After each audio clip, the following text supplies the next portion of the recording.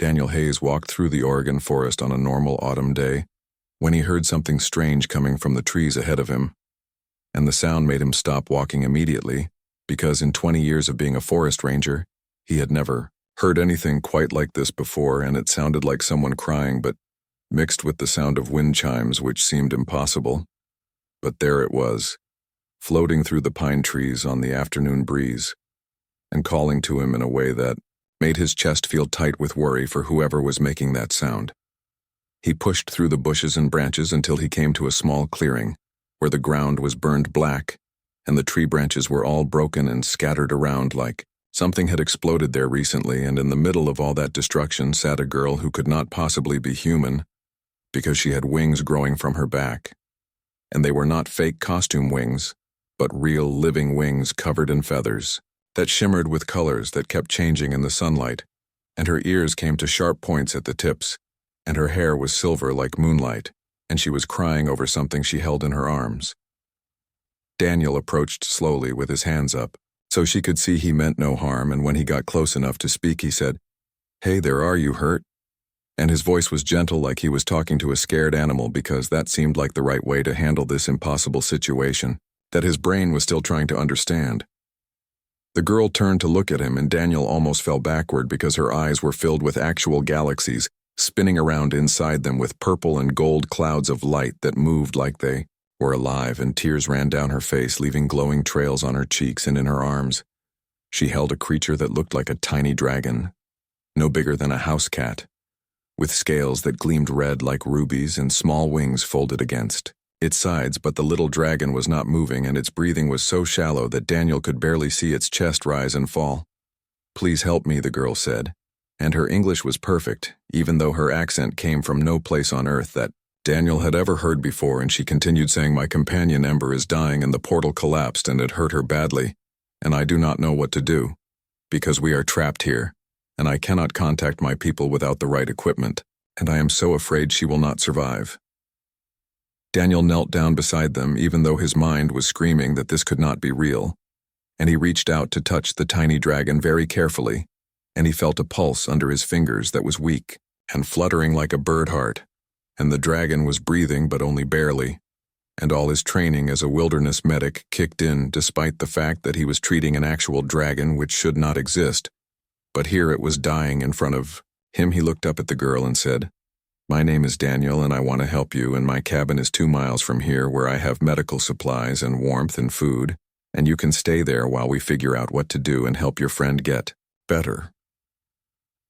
The girl stared at him like she could not believe what she was hearing, and more tears spilled from those impossible eyes, and she said, "You would help us, even though you do not know what we are or where we came from or if we are dangerous."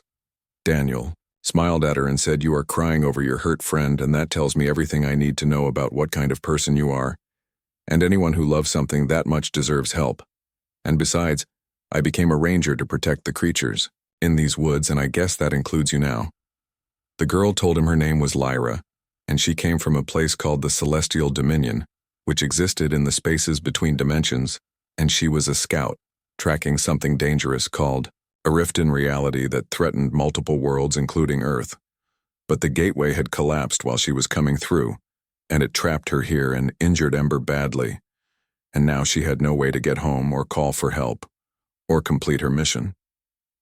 Daniel carried Ember carefully while Lyra walked beside him through the forest toward his cabin, and she moved with a grace that made her seem like she was floating, even though her feet touched the ground and her wings folded against her back in a way that should have been impossible, but somehow worked perfectly, and she told him more about her world as they walked. She explained that her people had been exploring dimensions for thousands of years, and they had grown very advanced with technology. That seemed like magic to less developed species, and they usually avoided making contact with primitive worlds like Earth. But the rift she had been tracking was too dangerous to ignore, and it was growing larger and threatening to tear holes in reality itself, which would destroy multiple dimensions, including the one Earth existed in. Daniel listened to all of this while helping her navigate through the trees, and he tried not to think too hard about the implications of everything she was saying, because if he did, his brain might shut down from the impossibility of it all, and right now he needed to focus on getting them to safety and helping the little dragon survive. They reached his cabin as the sun was setting, and Daniel immediately went to work setting up a warm place for Ember near the fireplace, and he used his first aid training to check the dragon over carefully, and he found several injuries that looked like burns from some kind of energy weapon and internal damage that he could not fix with bandages, but he did what he could to make the creature comfortable. Over the next several days, Lyra stayed in the cabin nursing Ember back to health, and Daniel learned more about her and her world and her mission, and he found himself fascinated by this strange girl, who seemed so young but also so ancient in the way she talked about time and space and reality. Lyra was curious about everything in his cabin, and she asked a million questions about Earth technology and human customs and why Daniel lived alone in the forest and what his life was like. And she watched television with wonder in her eyes and laughed at sitcoms and cried during nature documentaries about animals going extinct. And she said, "Your world is so alive and chaotic, but there is something beautiful about how you all struggle forward, despite not having the answers." Daniel cooked meals for her and taught her about Earth food, and she tried everything with enthusiasm, even though some things made her make funny faces, and Ember slowly got stronger day by day and grew from cat-sized to the size of a large falcon, and the little dragon started chirping and making sounds that were almost like purring when Lyra petted her scales. 3 months passed like this, with Lyra living in the cabin and becoming part of Daniel's life in a way that felt natural, despite how impossible the situation was, and he found himself not wanting her to leave even though he knew she had to eventually, and she had to complete her mission and return to her people. Then one night, Lyra announced she had finally gathered enough materials to build a beacon that could contact her people, and she had scavenged electronics from town and combined them with special crystals that had survived the portal collapse, and when she activated the device, the entire forest lit up like a second sun had appeared in the middle of the trees. A ship descended from the sky, and it was sleek and silent and covered in symbols that hurt to look at directly, and it landed in the clearing where Daniel had first found Lyra, and a ramp extended from the bottom, and figures that looked like Lyra came walking out to greet her. Lyra stood at the bottom of the ramp with Ember perched on her shoulder, and she turned to face Daniel one last time, and there were tears in those galaxy eyes again, and she said, "I will never forget your kindness, Daniel Hayes, because you did not have to help a strange girl and her dragon, but you chose compassion over fear, and that is rare in any universe." Daniel felt his own eyes getting wet, and he asked, "Will I ever see you again?" And his voice cracked a little when he said it. Lyra reached out and touched his forehead gently, and warmth spread through his whole body. And for just a moment he could see the universe the way she saw it, with infinite dimensions and countless worlds and everything connected by invisible threads of energy and possibility. And she said, "If the universe wills it, Daniel Hayes, I pray it does." Then she walked up the ramp into the ship, and the door closed behind her, and the vessel rose into the sky without making a sound, and Daniel stood alone in the clearing, watching until it disappeared among the stars, and wondering if he had dreamed the whole thing.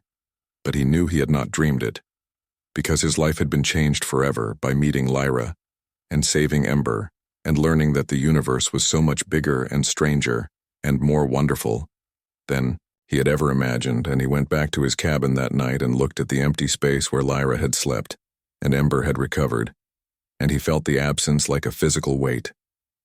20 years would pass before he saw her again, and when he did, the entire world would change forever, because the girl he saved would return to save him and everyone else on Earth. 20 years had gone by since that autumn day when Daniel Hayes found a crying girl with wings in the Oregon forest, and during those 2 decades he had lived a normal life and gotten older, and his hair had turned silver, and his face had gained wrinkles from time and sun, and he never told anyone about what happened, because who would believe a story about alien girls and pet dragons anyway?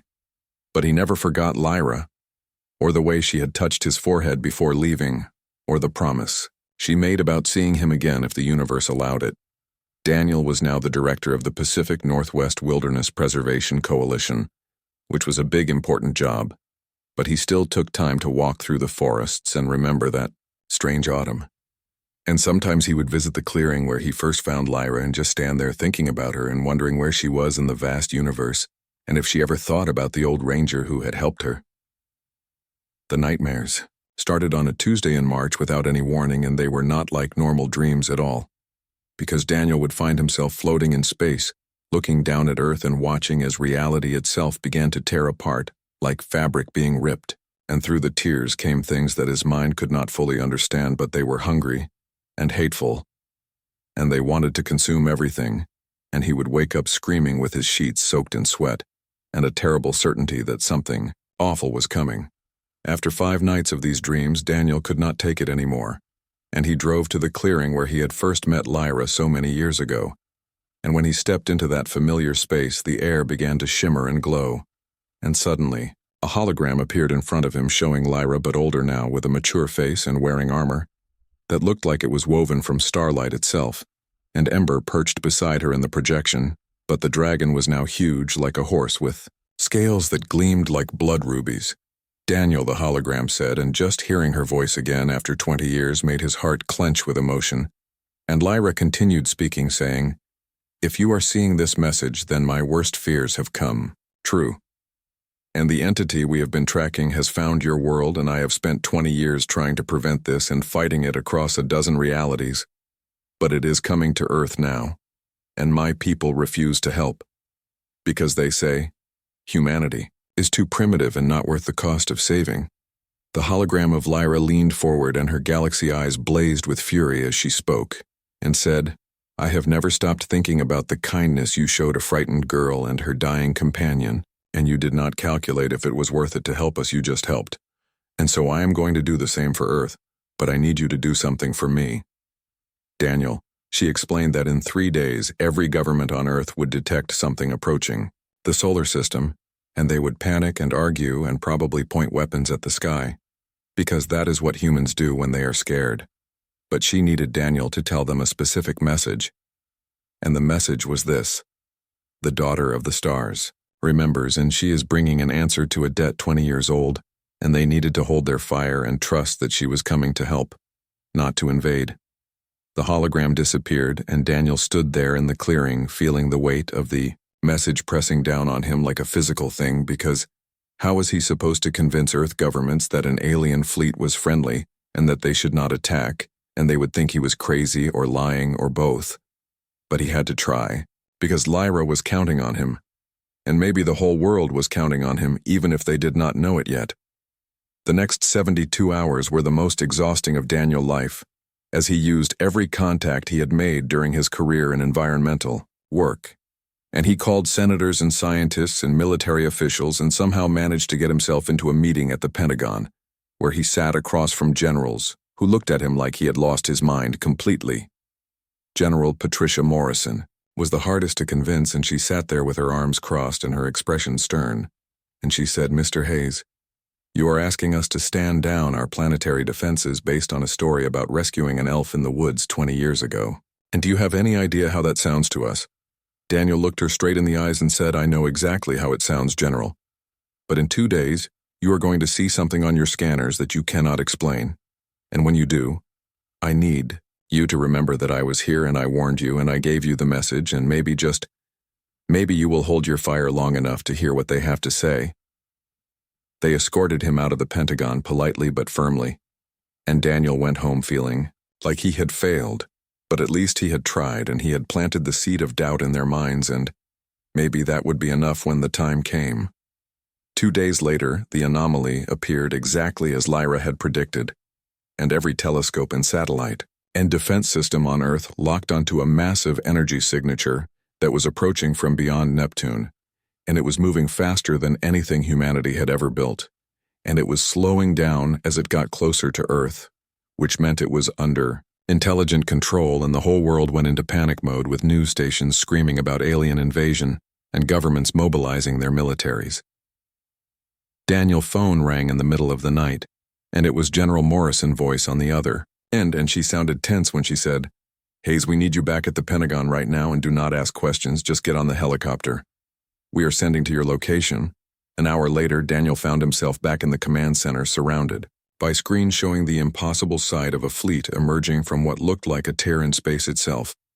And there were hundreds of ships, all made of crystalline structures, that seemed to phase in and out of the visible spectrum, and at the front of the formation was a flagship that was larger than anything Daniel could have imagined, and its hull was decorated with the image of a dragon in flight.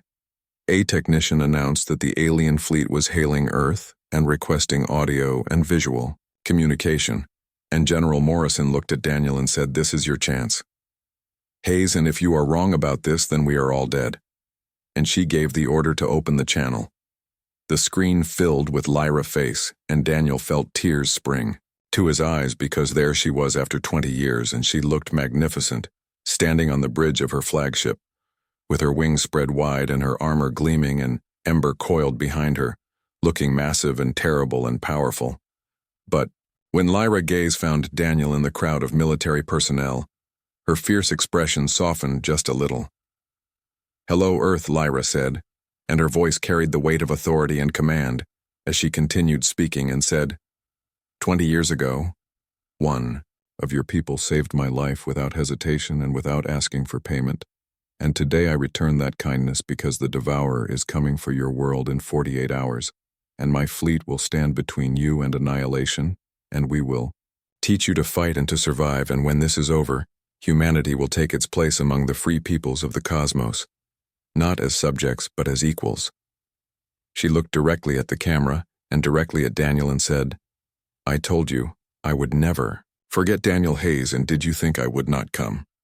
And behind her, ember roared with a sound that seemed to echo across dimensions and shake the very air in the command center. General Morrison turned to Daniel with an expression that had completely changed from skepticism to shock, and she said, "Mr. Hayes, I think we need to hear the whole story from the beginning and tell us everything about the girl you found in the forest." As Daniel began to speak and tell the truth, he had hidden for 20 years the military forces of Earth mobilized not to fight the alien fleet, but to learn from it and coordinate with it, because Lyra had kept her promise, and she had come back to save the world that had saved her, and the war for Earth's survival was about to begin, and humanity was about to learn what it really meant to fight for their place in the universe. The Devourer announced its arrival by making the rings of Saturn scream, and across Earth every radio telescope and satellite receiver suddenly filled with a sound that drove 3 operators insane before someone had the sense to cut the feed, and it was not just static but something underneath. The noise that sounded like a trillion dying stars compressed into a signal that made human minds want to shut down completely from the horror of it. Lyra stood in the Joint Command Center that had been built beneath Denver in the 48 hours since her fleet arrived, and around the table sat representatives from every major nation on Earth, and all their differences were temporarily forgotten in the face of extinction, and she explained that the sound was a psychological weapon because the Devourer fed on more than just matter and energy but also on hope and courage and the will to resist, and that sound was despair made into something you could hear Ember lay at Lyra's feet in a compressed form about the size of a large dog, but her eyes tracked every human in the room with ancient intelligence, and Daniel had learned that Ember was not just a pet but a living weapon and a creature from the dawn of Lyra's civilization, and one of only 12 dragon companions still alive in the universe. Admiral Liu Wei from China Space Force asked how they were supposed to fight something like that, and his voice shook a little when he spoke because everyone in the room had seen the images of what the Devourer was, and it made people instinctively want to run away. Lyra spread her hands, and a holographic projection appeared above the table showing a mass of writhing geometry that constantly folded in on itself, and where it passed through space, reality simply ceased to exist, and everyone in the room recoiled from the image even though they knew it was just a projection. "You cannot fight it," Lyra said bluntly, and her voice was hard as she continued, "Not as you are now, because the Devourer exists partially outside normal space-time, and your weapons will pass through it like light through glass, but my people have fought it for 3,000 years across 50 dimensions, and we know its weaknesses." She tapped the air, and the image changed to show her fleet in a defensive sphere, positioned between Earth and the approaching horror. And she explained that the Devourer moved through realms by consuming enough matter and energy to create breaches in reality, and her ships could reinforce reality and seal those breaches, but they could not do it alone because the energy requirements were astronomical. General Morrison asked what they needed, and Lyra's expression was grim when she answered, "Everything." And she meant it literally because she needed every power plant on the planet operating at maximum capacity and every satellite network and every quantum computer. And her ships would tap into Earth planetary grid and use the planet itself as a weapon. And it would be dangerous and there would be casualties, but it was the only way to survive, Minister. Volkov from Russia said slowly that she was asking them to trust her with complete access to their infrastructure. And how did they know this was not an invasion, disguised as rescue?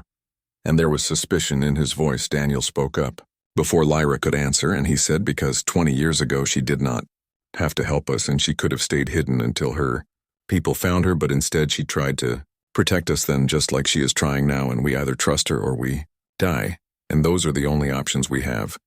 Silence filled the room as the world leaders looked at each other, and then, one by one, they nodded their agreement, and General Morrison gave the order to do it.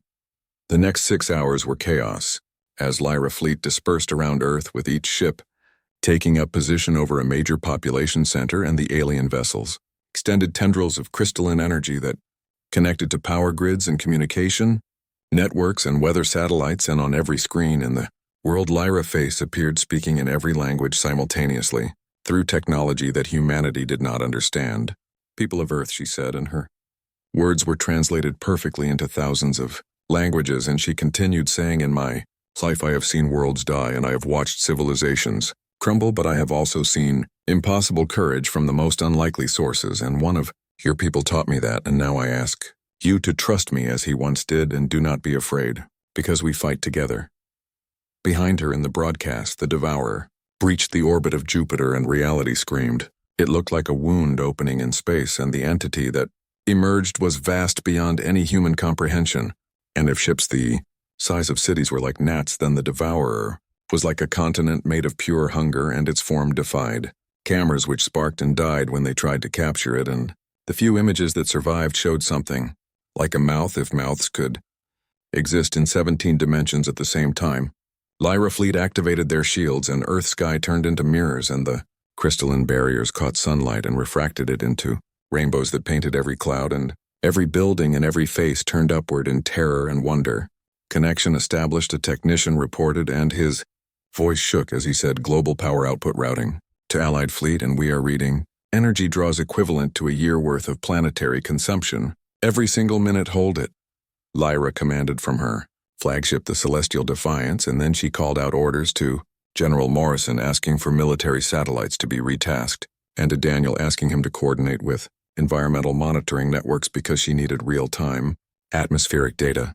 Daniel found himself working with scientists and generals using his deep knowledge of Earth ecosystems to help with the planetary defense, and Lyra's strategy became clear because she was not just shielding Earth but using the planet, natural electromagnetic field and its rotation and its very existence as a weapon against the Devourer.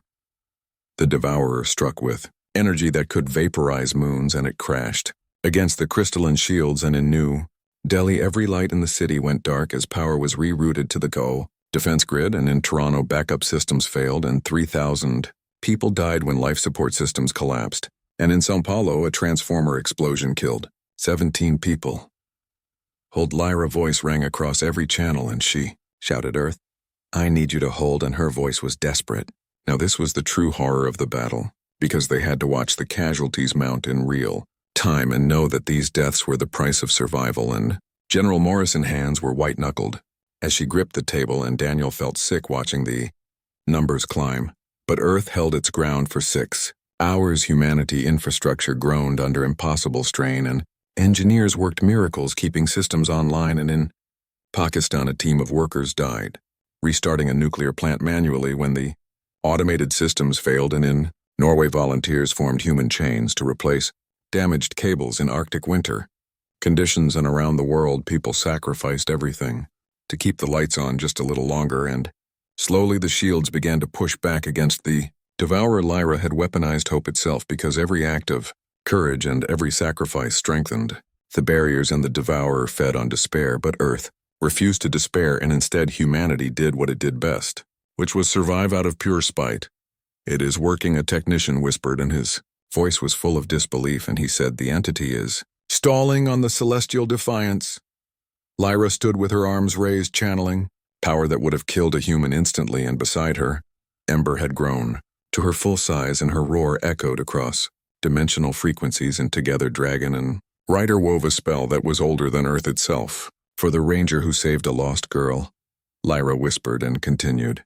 For every kindness and every mercy and every moment someone chose compassion over fear, and by these bonds I bind you, devourer, and Earth is under my protection. The crystalline shields pulsed once and then twice, and then exploded outward in a wave of pure force that made the devourer recoil.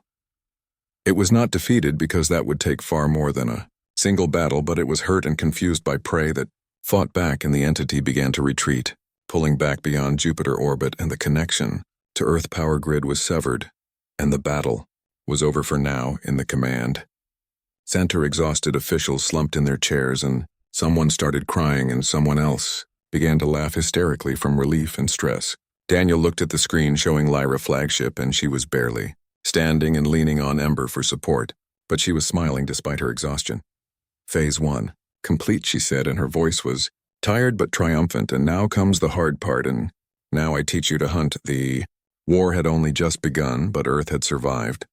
Its first test in humanity had taken its first step into a larger universe, not as victims but as warriors who refused to die quietly. The world did not return to normal after the Battle of Earth, because there was no normal to return to anymore. And in the 3 weeks following the Devourer retreat, every assumption about humanity's place in the universe had been shattered and rebuilt into something new and strange and terrifying.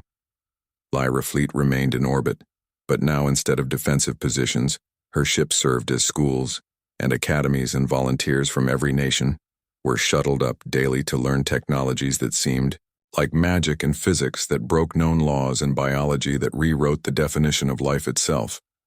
And most importantly, they learned warfare on a cosmic scale that made Earth conflicts look like children playing with sticks.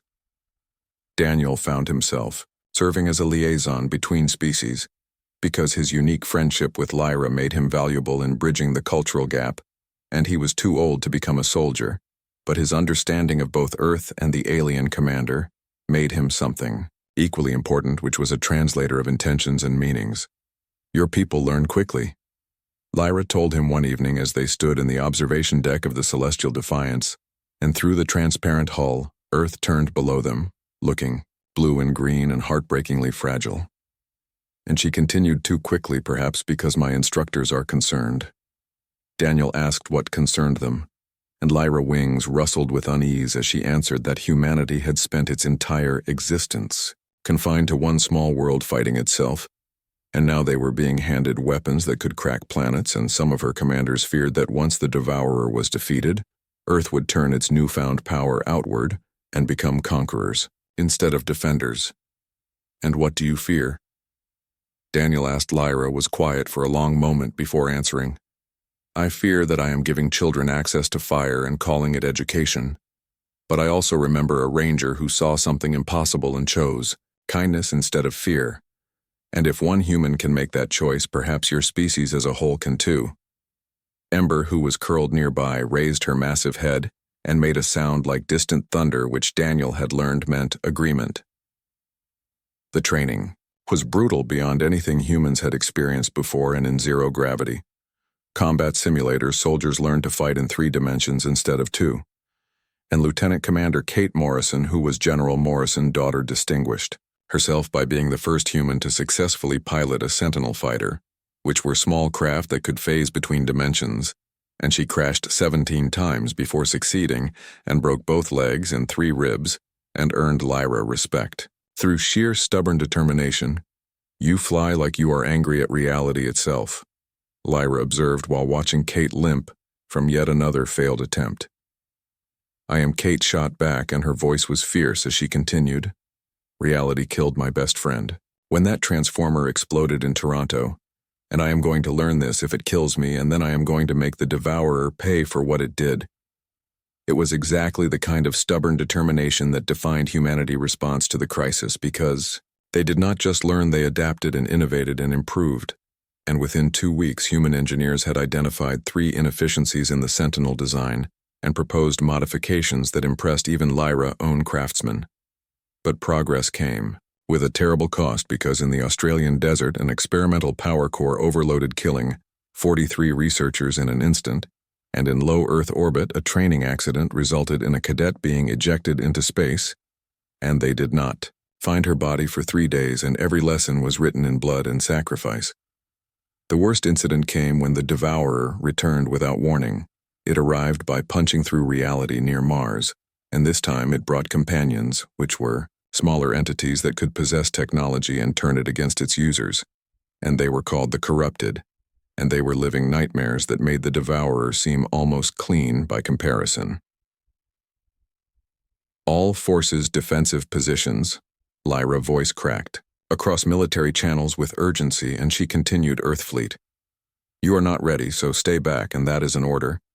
But Kate Morrison and her newly formed squadron of Sentinel pilots did not listen to the order, and 24 human ships, still clumsy with their controls and still learning dimensional navigation, accelerated toward the threat. With determination, "Stand down," General Morrison screamed from ground control, and her voice was full of fear for her daughter, and she shouted, "That is a direct order, Kate." "With respect, General, we are not standing by while aliens fight for our planet," Kate replied, and her voice was calm, despite the impossible forces her body was experiencing. And she continued, "Humanity has to learn to protect itself eventually, and it might as well be now."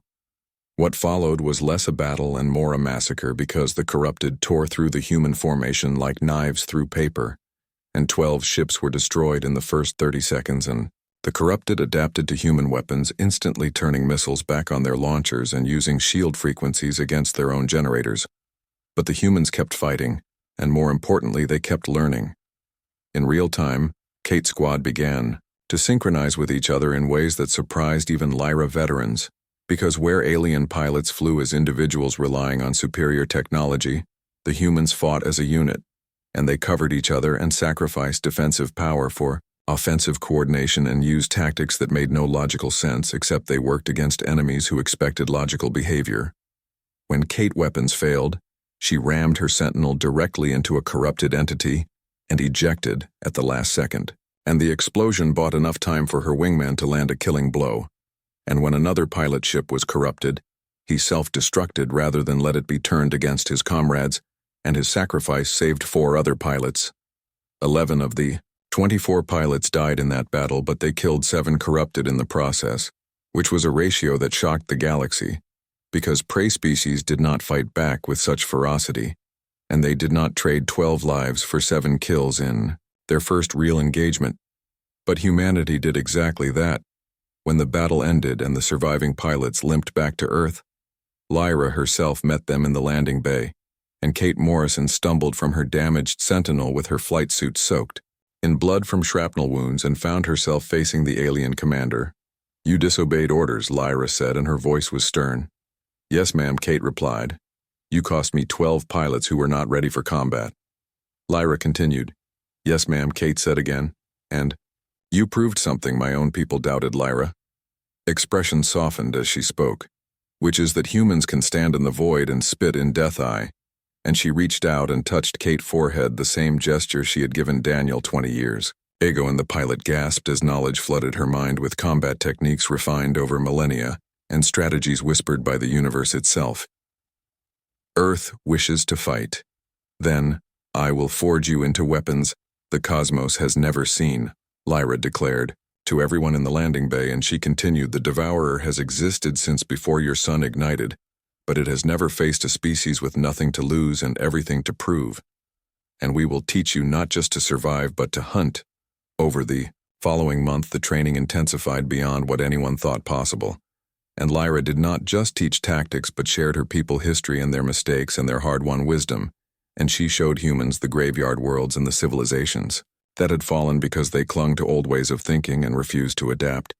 "Adaptability is your greatest strength," she told the assembled commanders, and continued, "My people grow complacent in our immortality because we have time to waste. But you do not. And that makes you dangerous in ways we can never be." Daniel watched his species transform before his eyes, as the same ingenuity that had taken humanity from caves to space stations in mere millennia now turned toward cosmic warfare. and scientists and soldiers collaborated in ways that would have been impossible before the crisis, and national boundaries began to blur, as humanity recognized itself as a single entity facing extinction. But the cost was evident in every face. He saw because there were sleep-deprived engineers and soldiers bearing scars from training accidents, and children growing up under skies filled with warships. And this was the price of ascension paid in exhaustion and trauma, and blood late won. Night Daniel found Lyra alone on the observation deck staring at Earth with an expression he had never seen before. "Do you regret it?" he asked quietly, and continued saving us. Every day she admitted and turned to face him and said, "I look at what you are becoming and wonder if I have doomed the galaxy to a new apex predator. Because your people frighten me, Daniel, and you take everything we teach you and make it more efficient and more deadly, and you innovate at a pace that seems reckless." "But," Daniel prompted, "but then I remember that ranger who saw a crying girl and asked, 'Are you hurt?' before asking, 'What are you?'" Lyra smiled slightly and finished, "The same species capable of such compassion is worth betting on, even if it is terrifying." Ember stirred from sleep and added her own rumbling agreement to Lyra's words. The Devourer would return again soon, and when it did, Earth would be ready, not just to defend, but to strike back, and Lyra had kept her promise because she had given humanity the tools to survive, and now they just had to learn to wield them without destroying themselves in the process. The Devourer returned 6 weeks after the first battle, and this time it brought an armada that made its previous appearance look like a scouting mission, and the warning came from the Deep Space Monitoring Network, which was a human-designed system, combining Earth technology with Lyra-dimensional sensors, and the entity had been gathering strength by consuming smaller realities to fuel its assault. And now it came with purpose, leading a swarm of corrupted entities that numbered in the thousands. "This is an extinction fleet," Lyra announced in the Global Command Center, and her voice was steady. But Daniel could see the fear in those nebula eyes, and she continued, "The Devourer has decided Earth represents a threat, and it is not coming to feed, but to eradicate completely." The holographic display showed the approaching horror in detail, and behind the Devourer, space itself was dying as stars went dark and planets crumbled to dust, and the entity was consuming everything in its path to fuel a final assault on humanity. Admiral Liu Wei asked how long until it reached Earth, and his voice was tight with controlled fear. 72 hours at current velocity, Lyra replied, and continued, "Our joint fleet is positioned at the asteroid belt, and we will make our stand there."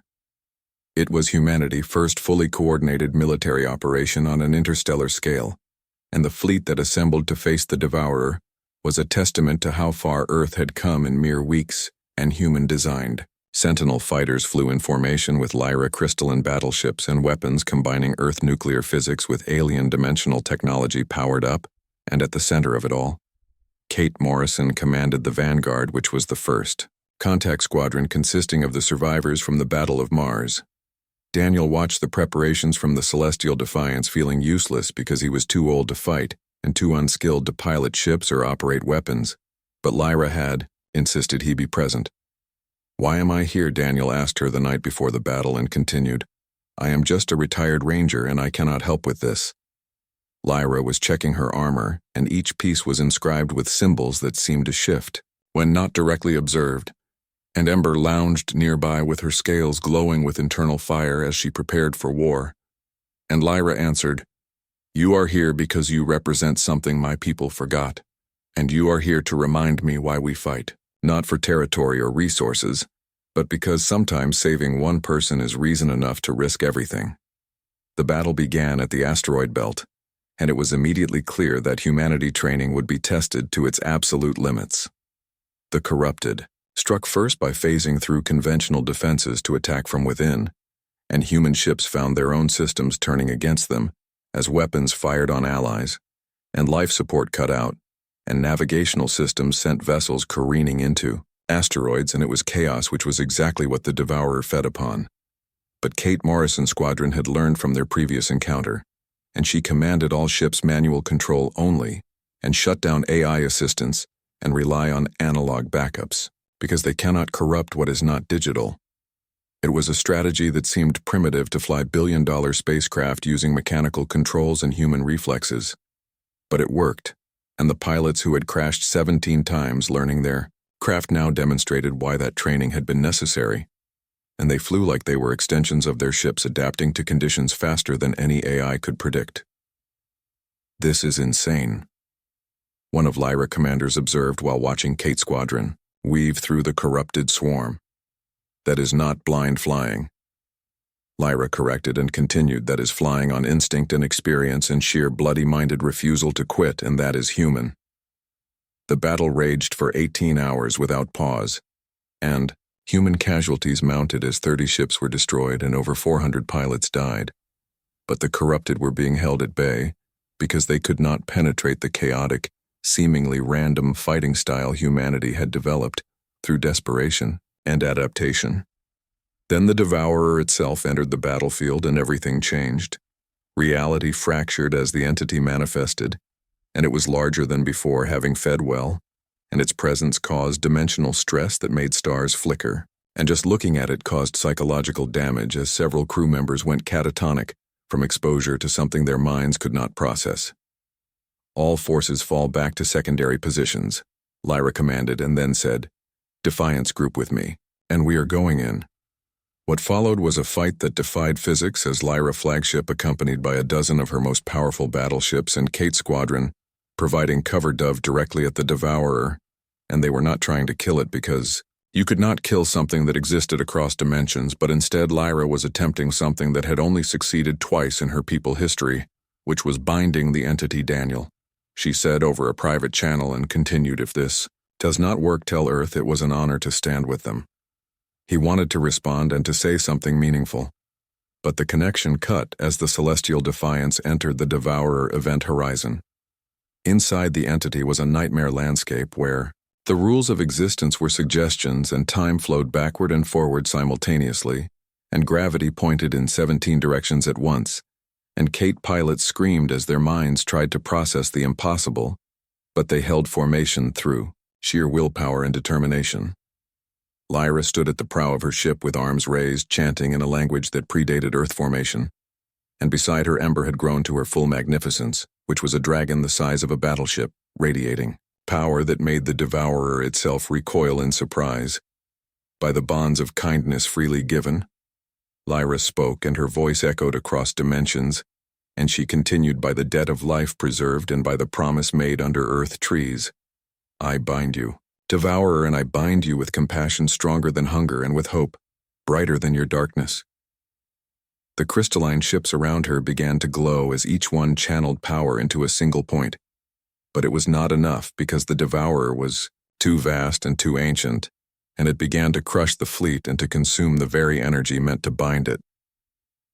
Then Kate Morrison did something remarkable that would be remembered for generations. She disconnected her Sentinel safety protocols and rerouted all power to a single burst transmission, and her ship began to disintegrate around her as she overloaded every system simultaneously. "Ma'am," she transmitted to Lyra, and continued, "Remember Toronto, and remember the casualties on Earth, and remember that we chose this and use it." She detonated her ship in a massive explosion that served as a beacon and a signal to every human vessel in the battle, and one by one the pilots understood what she was doing. The surviving human fleet, which was over 200 ships, began to overload their cores simultaneously, and they were not retreating but turning themselves into bombs and into anchors for Lyra binding spell. No Daniel screamed from the Celestial Defiance, but he was watching through remote sensors, and there was nothing he could do to stop them. "This is our planet." Kate's voice came through even as her body began to convert to energy, and she continued, "This is our stand, and tell the General. I am sorry about the insubordination. The human pilots burned themselves out like candles, but their sacrifice gave Lyra the power she needed, and the binding spell fueled by hundreds of souls choosing compassion over survival wrapped around the Devourer, like chains made of starlight. For the first time in eons, the entity screamed in pain and confusion. Lyra and Ember poured everything they had into the spell, reinforcing it with power drawn from the Celestial Defiance itself, and the ship began to crack as dimensional stress tore it apart. But Lyra did not stop, and around her own crew began the same sacrifice the humans had made by offering themselves to power the binding. In the end, it was Daniel who made the final choice. He walked to the ship core where reality was thinnest, and placed his hand on the conduit and said, "For a girl I found crying in the forest, and for everyone she saved." The old ranger who had once offered water to a stranger now offered his very existence to protect a planet, and his life force fed into. The spell in that small act of kindness echoed across dimensions like a bell ringing. The devourer was bound. It did not die, because entities like that could not truly die, but Lyra's spell chained it and locked it outside accessible dimensions and imprisoned it in a place where it could feed on nothing but itself for the next 10,000 years. The cost was staggering because 243 human pilots were gone, and 70 of Lyra crew had sacrificed themselves in Daniel Hayes, dissolved into energy to power the final push, and the celestial defiance itself was broken beyond repair. But Earth survived, and the planet turned beneath a scarred but victorious fleet. Commander Kate Morrison stood in the Daniel Hayes Memorial Forest 20 years after the battle, surrounded by trees that had not existed before, and she had survived her sacrifice through luck, because her Sentinel emergency beacon had triggered a rescue just before total dissolution, and she had lost both legs and her left arm, now replaced with crystalline prosthetics that Lyra people had provided, and she was 63 years old and looked every day of it. Beside her, Lyra landed gracefully with wings spread wide, and she had not aged a day due to her species near immortality, and Ember, now ancient even by dragon standards, descended more carefully with her scales dimmed, but still magnificent.